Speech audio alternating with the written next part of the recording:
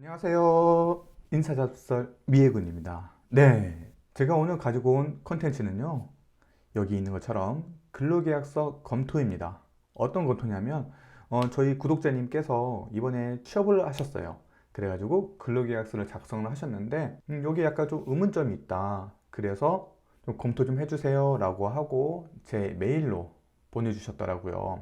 그래서 그걸 보고 답변 드리고, 그리고 영상을 만들 수 있는지 물어보고 그분께서 오케이 해 주셔가지고 이렇게 영상으로 만들었습니다. 자, 그러면 근로계약서 내용을 보면서 이야기를 나눌게요. 네, 여기가 저희 구독자님께서 저한테 검토 요청해 주셨던 근로계약서인데요. 그 중에서 뭐 일부만 저한테 주셨어요. 자, 한번 보자고요. 고용 형태는 정규직. 아, 예, 맞습니다. 정규직으로 입사를 하셨으니까 정규직 맞고요. 근데 여기 보십시오. 근로계약 기간이 있는데 여기에 2020년 5월 4일부터 2021년 5월 3일까지 기간이 정해져 있어요. 우리 정규직은 뭐라고 했죠? 정규직은 기간 정함이 없는 근로자잖아요. 그렇죠. 근데 기간이 정해져 있습니다. 그리고 근로계약 기간은 1년 단위로 하되 갑과 을의 합의하에 연장할 수 있다.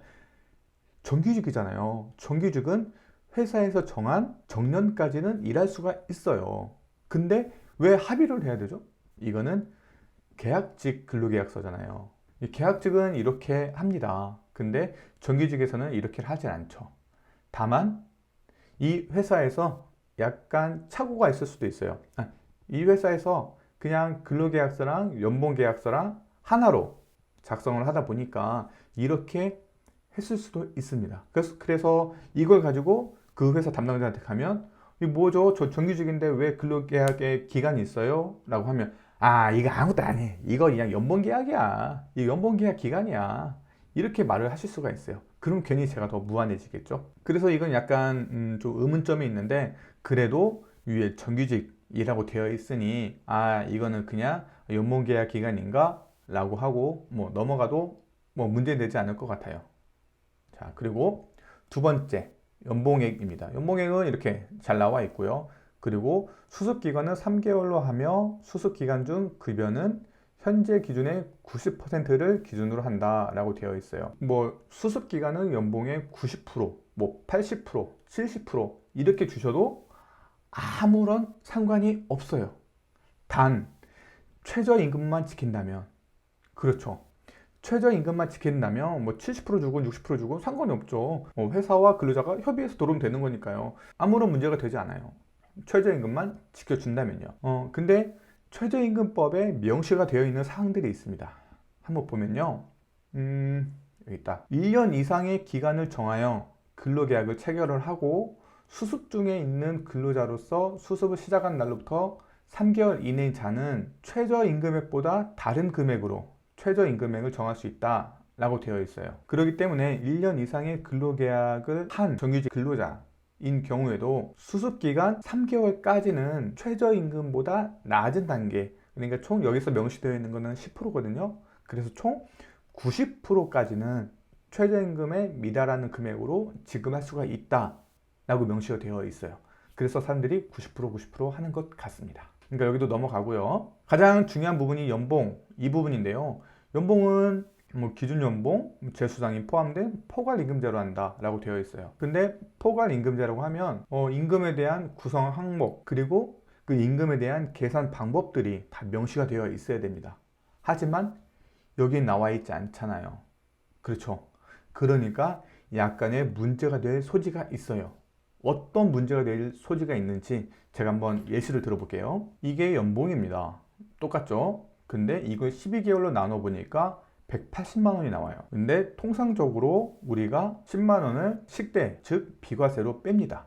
그러면 기본급이 170만 원이에요. 그리고 식대는 이런 복리후생비 같은 경우에는 최저임금에 산입되는 범위가 통상임금의 5%를 초과하는 금액에 한해서만 최저임금에 넣을 수가 있어요. 제가 알기론 89,580원으로 알고 있어요. 그러면 이 10만 원에서 5%를 초과하는 금액이니까 85,000원인가? 14,000원 정도가 되겠네요. 그러면 최저임금에 포함되는 금액이 171만 8천원 정도 된다고 하면 이거는 최저임금 미달이 되는 상황이 발생되는 거죠. 왜냐?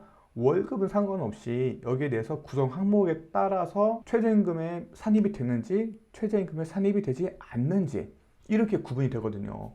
그래서 보면 여기 나와 있잖아요. 2020년에 최저 월급이 179만 5,310원입니다. 근데 여기 180만 원이잖아요. 여기서 아까 봤던 89,580원을 빼면 그럼 171만 얼마가 될 거잖아요. 그러면 봐봐요. 최저임금 미달되는 상황이 벌어지죠. 그렇죠. 이러한 상황들이 발생되기 때문에 항상 근로계약서에는 이렇게 그냥 뭉뚱그려 가지고 자 이거예요 라고 하는 게 아니라 당신의 연봉은 얼마고 당신의 연봉 계약 기간은 이렇게 되어 있고 그리고 당신의 월급은 이겁니다. 근데 월급은 연봉의 12개월로 나눠서 이런 180만 원이 나오고요. 그리고 우리 회사는 포괄임금제로 운영하고 있어요. 그래서 우리는 월급에서 10만 원을 빼서 식대로 비과세로 넣어드리고 있습니다. 그렇기 때문에 당신의 월급은 기본급 170만 원, 식대 10만 원 이렇게 해서 총 180만 원을 월급으로 저희는 지급해 드립니다. 이렇게 설명이 되어 있어야 됩니다. 아니면 이렇게 담당자가 설명을 해 주셔야 됩니다. 이러한 설명이 없고 이러한 안내가 없이 그냥 이렇게만 써 있다면 어떻게 알겠습니까? 이게 최저임금의 미달인지 아닌지를 확인할 수 있는 방법이 없잖아요. 그렇죠. 그러면 한 달을 다녀보고 그리고 나서 월급 명세서를 받아봐야 와 내가 사기당했네. 와 엄마 이 뭐지? 이렇게 된단 말이에요. 알겠죠? 그러니까 이런 부분에 대해서는 미리 사전에 한번 물어보셔야 됩니다. 제가 생각해 보니까 이렇게 되면 최저임금에 대한 이슈가 발생될 수도 있을 것 같은데요. 이건 어떻게 될까요? 라고 물어보셔야 돼요. 아시겠죠? 만약에 혹시 이상하다 하시면 첫 번째 월급을 받으시고 그 급여 명세서 저한테 한 번만 보내주세요. 그럼 제가 검토해 드리도록 하겠습니다. 알겠죠? 그리고 마지막으로 진짜 이 회사에서 약간 이상한 부분이 이게 있어요. 연차, 월차 등은 사용을 원칙으로 하며 당연하죠. 무조건 사용하셔야 되는 거고 미사용 시 수당으로 지급하지 않는다 라고 되어 있습니다. 아무리 이런 말들이 써 있어 봤자 근로기준법에서 정한 내용보다 더 하위하는 내용들이다 한다고 하면 이거는 무효로 간주합니다. 그렇기 때문에 이게 아무리 회사의 규정이다 라고 할지라도 근로기준법에서는 미사용은 항상 수당으로 지급하게끔 되어 있고 아니면 미사용된 연차는 사용할 수 있게끔 해 주셔야 되고요. 그리고 제가 만약에 퇴사를 한다 할 경우에는 발생된 연차와 미사용된 연차 모두 다 수당으로 지급하셔야 됩니다. 그리고 우리는 그거 꼭 받아야 되는 거죠. 그럼 이상으로 마치겠고요. 이 내용을 보시고 여러분들도 근로계약서가 있다고 하면 다시 한 번 더 검토해 보시길 바라겠습니다. 아시겠죠? 그리고 또 언제든지 궁금한 내용들이 있으시면 댓글로 남겨주시길 바라겠습니다. 퇴근하십시오. 칠퇴